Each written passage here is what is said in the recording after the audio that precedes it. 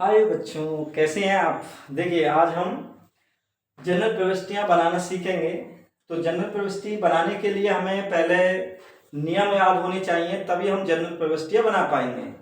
वरना हम इसको गलती करेंगे और अच्छे से सही से नहीं बना पाएंगे। देखिए किस तरह से। सबसे पहले हमें खातों के बारे में जानकारी होनी चाहिए, क्योंकि खाते के बारे में जानकारी होगी तभी हम एंट्री बना पाएंगे। किस तरह से, देखिए, खाते व्यापार में 3 प्रकार के होते हैं। खाते खातों के प्रकार, यानी कि इसको इंग्लिश में कहेंगे काइंड्स ऑफ अकाउंट्स।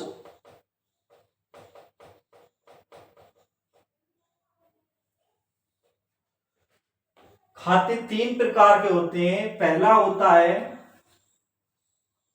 व्यक्तिगत खाते, यानी इंग्लिश में इसको कहते हैं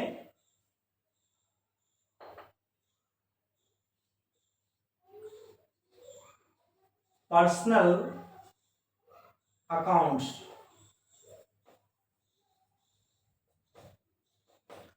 क्या होते हैं? जो खाते व्यक्तियों और व्यक्तियों की तरह काम करने वाले जो संस्था होती हैं, जैसे उनका समूह होता है, बैंक है, अनाथालय है, तो वो किस में आएगा? व्यक्तिगत खाते में ही आता है। जैसे मान के चलिए राम का खाता,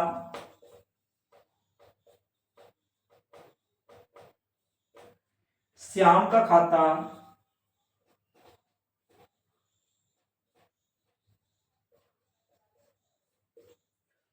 बैंक खाता,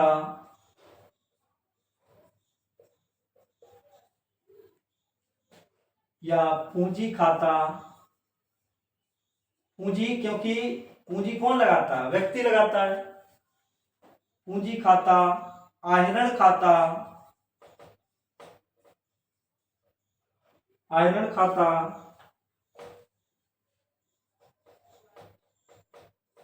आदि। अब इसका बनाने का नियम क्या होता है? जनरल प्रविष्टि बनाने का, तो इसका नियम होता है पाने वाला ऋणी और देने वाला धनी। यानी कि पाने वाले को ऋणी किया जाता है और देने वाले को धनी किया जाता है। दूसरा होता है वास्तविक खाते,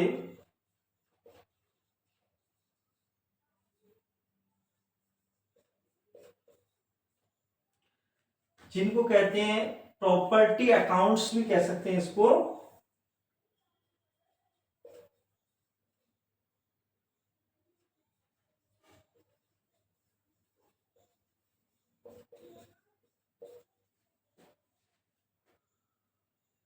तो इसमें क्या आता है? जो व्यापार में संपत्ति प्रयोग में लाई जाती हैं वो सब वास्तविक खाते के अंतर्गत आती हैं। जैसे कि मान लीजिए भवन खाता हो गया, जो व्यापारी है वो भवन है उसका, या फर्नीचर यूज किया जा रहा है, या उसके पास रोकड़ है, या बैंक में रोकड़ है, ये सारी जो मतलब जो खाते आएंगे वो किस में आएंगे?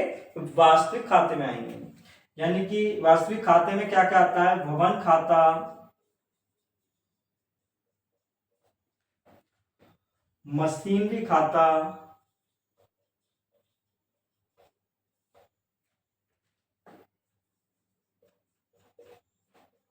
रोकड़ खाता,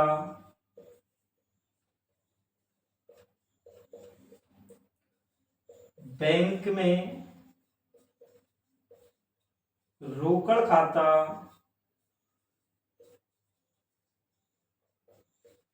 आदि। ठीक है।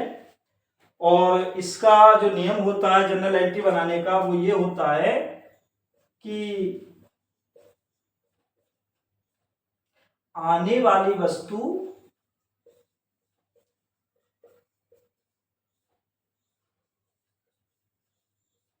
ऋणी और जाने वाली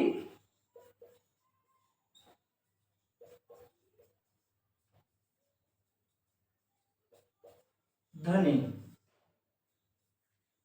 ठीक है, चलिए अब आप लोगों ने ऊपर नोट कर लिया हो तो इसको मिटा देता हूं मैं।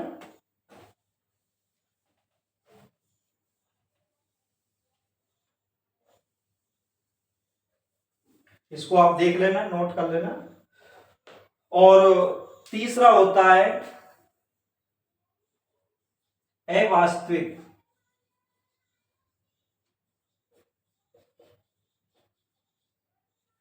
अवास्तविक खाते, यानी कि ये होते हैं जो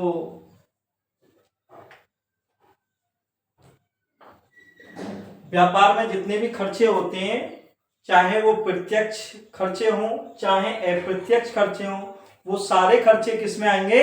अवास्तविक खाते के अंतर्गत आएंगे। जैसे मान लीजिए मजदूरी खाता,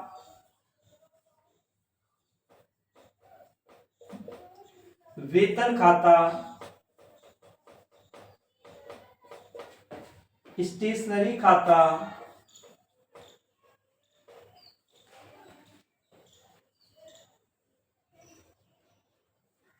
किराया खाता आदि। मतलब जितने भी सारे खर्चे हैं व्यापार में, चाहे वो प्रत्यक्ष में हो चाहे वो अप्रत्यक्ष में हो, सारे किसमें आएंगे? अवास्तविक खाते के अंतर्गत आएंगे। अब इसका बनाने का नियम क्या होता है? तो नियम ये होता है इसका कि जितने भी खर्चे होते हैं, खर्चे